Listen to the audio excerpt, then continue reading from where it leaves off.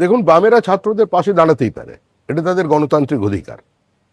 এই অধিকার ভারতের সংবিধান তাদের দিয়েছে। প্রতিবাদ করার অধিকার প্রত্যেকটি মানুষের আছে, ছাত্রদেরও আছে, যে কোনো রাজনৈতিক দলের আছে। কিন্তু প্রতিবাদের নামে আবার আজাদি, ভারতবর্ষ তো স্বাধীন, আবার কি ওরা কাশ্মীরে 370-35 ফিরিয়ে আনতে চাইছেন? কাশ্মীর মাঙ্গে আজাদি, ভারত তেরি টুকরে হোঙ্গে, সাংবাদিকদের উপর আক্রমণ, সাংবাদিকদের রক্তাক্ত করে দেওয়া, নিরপরাধ পথচারীদের উপরে আক্রমণ, দোকান ভাঙচুর করা, এটা কি ধরনের রাজনীতি?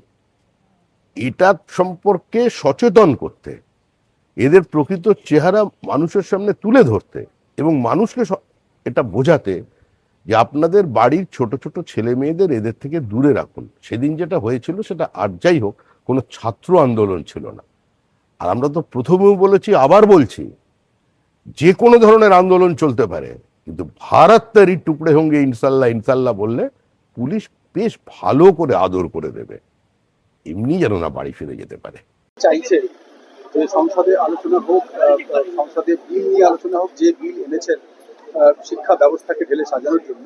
বিরোধীরা এখন নতুন ইস্যু করছেন অমিত শাহকে ক্ষমা চাইতে হবে এবং আলোচনা করতে দিচ্ছে না। গতকাল আমরা দেখলাম দফায় দফায় সংসদ অধিবেশন।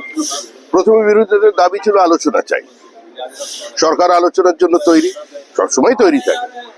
তারপর শুরু হলো শিক্ষামন্ত্রীর পদত্যাগ চাই, তাহলে আলোচনা শুরু হবে। শিক্ষামন্ত্রী সরে গেলেন, আলোচনা চলার কথা, আলোচনা চললো না, বললেন গৃহমন্ত্রীকে ক্ষমা চাইতে হবে। তো এদের উদ্দেশ্য কোনো ছাত্রদের পাশে দাঁড়ানো ছিল না, বা নিটের ব্যবস্থাকে পরিচ্ছন্ন করা ছিল না, ছাত্র স্বার্থে এদের আন্দোলনে অংশগ্রহণ ছিল না। যেটা ছিল সেটা হচ্ছে ঘোলা জলে মাছ ধরার একটা প্রচেষ্টা। মাছ ধরতে পারেননি। এখন এই অবান্তর ইস্যু নিয়ে এসে আর সেগুলো নিয়ে পার্লামেন্টে হইচই করে এরা ছাত্রদের সঙ্গে বিশ্বাসঘাতকতা করছে, মানুষের সঙ্গে বিশ্বাসঘাতকতা করছে, এবং সর্বোপরি ভারতের যে সংসদীয় রাজনীতি, লোকসভা এবং রাজ্যসভার যে গরিমা, তাকে ধ্বংস করছে।